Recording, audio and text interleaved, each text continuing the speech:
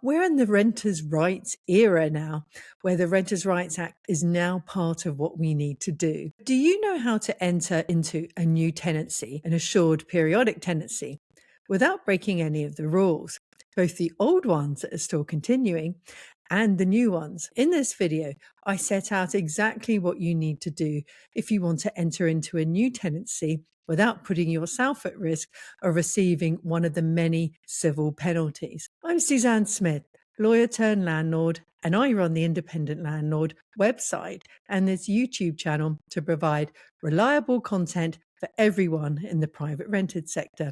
You can sign up for my free weekly newsletter at theindependentlandlord.com/subscribe. If you'd like a written guide, it's on my website on this link, theindependentlandlord.com/set-up-APT. Right. First of all, this video goes through the rules for APTs, assured periodic tenancies. So what exactly is an APT? Well, it's now the default tenancy in England where a human being is living in a property where it's their main or primary home and they have exclusive possession of a room if it's an HMO or the whole property if it's not an HMO. The landlord doesn't live there, so the tenant isn't a lodger, and it's not an old Rent Act tenancy or one with very high rent, which is outside of the Housing Act. That's over 100 grand a year, or a very low rent. And it's not purpose-built student accommodation. And it doesn't matter what you call it. If it doesn't fit into any of those categories, then it will be an APT, an assured periodic tenancy. So I'll now go through the landlord compliance obligations. These should be familiar to you.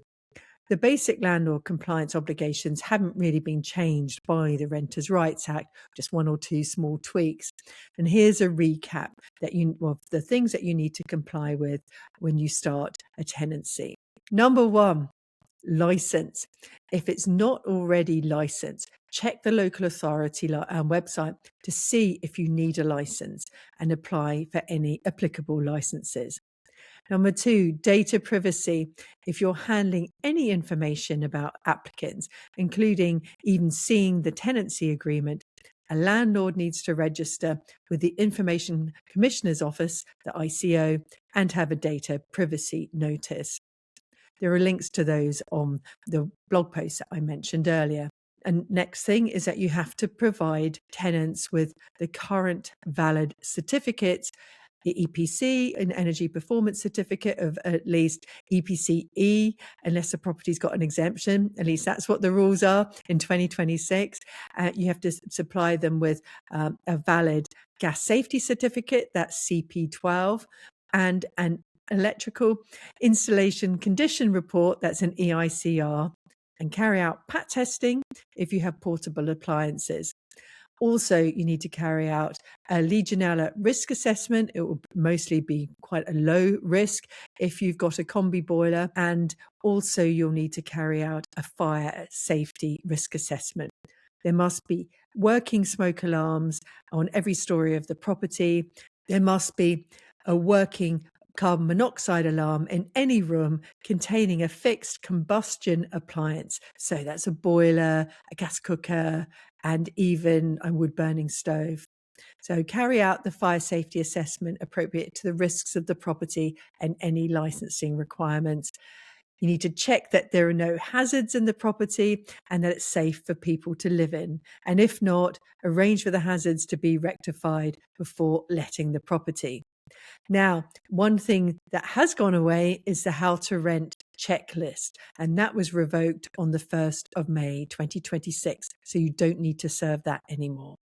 Right, let's move on to how to set up a new assured periodic tenancy. Well, whereas the landlord obligations are mostly unchanged by the Renters' Rights Act, there are now many new steps that landlords must follow if they want to enter into a new assured periodic tenancy from the 1st of May 2026. So here are the steps that you need to go through, and I'm blending the old rules and the new rules. First of all, restricted period. Confirm that you have not previously served a Section 8 notice using Ground 1, that is the moving in ground after 1st of May, and also ground 1A, which is the selling up ground. And the reason why that you need to check that is because you're not allowed to market the property for let or to re-let it or have a license to occupy within the restricted period, which starts from the date that you serve the notice and ends 12 months after the notice expires. So that might be at a minimum 16 months, and it can be longer than that depending how much notice the tenants have. So make sure that you have not used either of those grounds since the 1st of May. The next one is to set a proposed rent and to ensure that it's contained in any listing, advert, even if you put it on Facebook, and any offer to prospective tenants. There's a civil penalty of up to £7,000 if you don't do this. You need to include the material information in the listing of all the important things that tenants need to know to help them make a decision whether or not to let the property. There is also the ban on rental discrimination. You need to make sure that the listing and any selection criteria do not discriminate against applicants who receive benefits or who have children. And again, there's a civil penalty of up to £7,000 if you breach that. The next one is accepting the offer. Do not ask for or accept an offer that is more than the proposed rent that I mentioned, as this would breach the ban on rental bidding, and there's a civil penalty of up to £7,000 for that. So then you decide on your preferred candidate and make an initial selection to take forward to referencing, and don't discriminate against applicants, as I mentioned, if they've got children or receive benefits, unless you've got a good objective reason, like the property's too small for children. And at that stage, when you start to go through referencing, you can ask for a holding deposit of only one applicant, and when you've asked for a holding deposit, you can't show other people the property, and it's a maximum of 1 week's rent. And get an agreement from them to apply the holding deposit to the initial rent payment if their application is successful. If it's not successful, depending on the reason, you might have to give them back the holding deposit in full, or you might be able to keep it yourself. And provide the tenants with a copy of a draft assured periodic tenancy. And don't show the property to anybody else while you're waiting for the referencing to go through. So once you've got the referencing back, if you're happy with the referencing and the credit checks, you also have to do right to rent checks.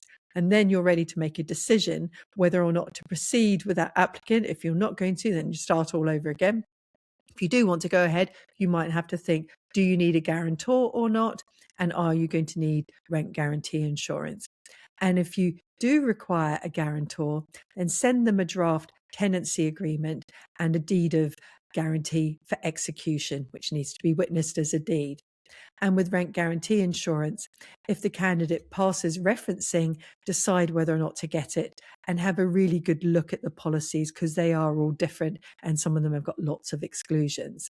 So the next step is to enter into an assured periodic tenancy. Ask the tenants to sign first, and don't sign until you receive the executed deed of guarantee back from the guarantor if you're going to be having a guarantor. And since the 1st of May, if you enter into a tenancy agreement with a new tenant, you have to make sure that they have a whole list of compulsory information and that they have that in writing before you enter into the tenancy agreement.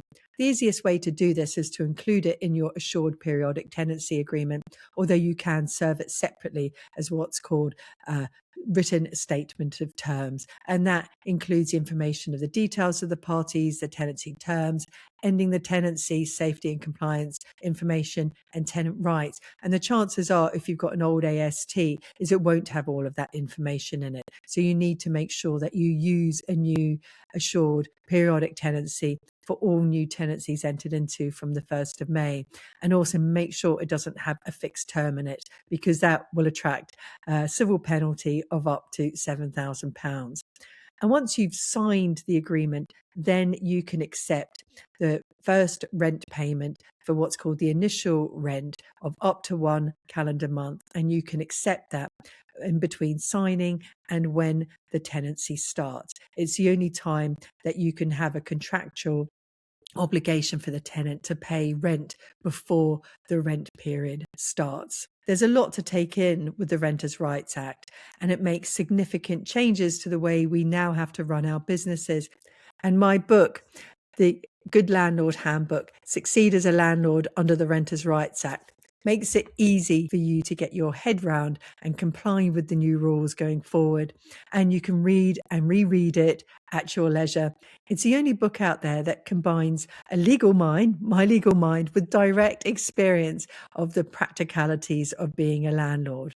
And as I mentioned before, you can keep up to date for free if you don't want to buy a book, if you sign up for my Friday newsletter at theindependentlandlord.com/subscribe. If you have any questions, you can ask me them at my twice monthly live streams in my membership, the Independent Landlord Hub, which also has templates, checklists, and courses. Come and join us and see you soon, hopefully in the Hub.